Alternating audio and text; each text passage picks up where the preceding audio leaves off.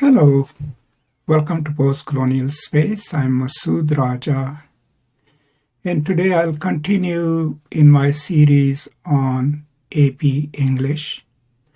Before I go any further, please do keep in mind that these videos are not in any way recognized by the College Board or any other organization associated with AP English. This disclaimer applies to all my videos on AP. But since I'm teaching this course in the fall, I am building these materials for my future students, but also for you if you find them useful. Today I'll be talking about three basic kinds of poetry. And these insights come to me from the introduction to this book on poetry, and I'll post a link to it in the description. And the editors here provide us some basic information that the first person to do a generic differentiation of different kind of poetic forms was Aristotle, especially his Poetics. And in the Poetics, Aristotle gives us three different distinct kinds of poetry, which is lyric, epic, and dithymbric. Lyric, epic, and dithymbric. Now, lyric poetry, which is still considered lyric poetry or lyrical poems, is usually all poems that are primarily about a subject, about the feelings of the poet, right, about an event or a place.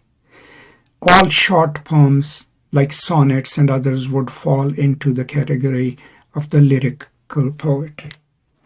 The second one, epic, is now called narrative poems or narrative poetry. So as the term itself discusses, all poems that tell a story of an event, of people. Long poems, narrative poems tend to be usually long. So, for example, Iliad. Similarly, all the ballads in which there are real-life characters or imagined characters would be considered part of narrative poetry. Romances, realistic narratives, all of these long poems that have characters in them that describe events are part of this second kind of poetry, which is called the narrative poetry. And usually they tend to be long, right? And the third, dithymbric poetry, the term is not used anymore. Instead, we now use the term dramatic poetry. So if you could or would modernize Aristotelian distinctions, we'll have lyric poetry, narrative poetry instead of the epic, right? And then the third one, dramatic poetry instead of the dithymbric poem. Now, in dramatic poetry, the classic examples are there. It can be a monologue, like My Last Touches. It can be a dialogue in which there are two characters who speak to each other. It can be, a debate, what was called the débat, right, in French, where, two characters debate each other, give opposing points of view. Now, here is the distinction which the editors of this book make, is that at a certain point, the elements of all three can sometimes be combined in one poem. So their examples is, we might look at William Blake's The Tiger, A Poison Tree, and The Little Black Boy. The first of these is a descriptive lyric, dwelling primarily on the symbolic meaning of the tiger's appearance. The second is a narrative that relates in the allegorical manner of a parable, the events leading up to a murder. The third is a dramatic monologue, spoken by the persona identified in the title. So sometimes a poem can have aspects of the epic, of the lyrical, and the narrative or dramatic in it. For example, to me, the greatest example of it would be T.S. Eliot's The Wasteland. There is a larger narrative of the poem, and then there are places where it becomes a dialogue, right, where it becomes narrative poetry, and where it becomes dramatic when we see a scene in the bar, right?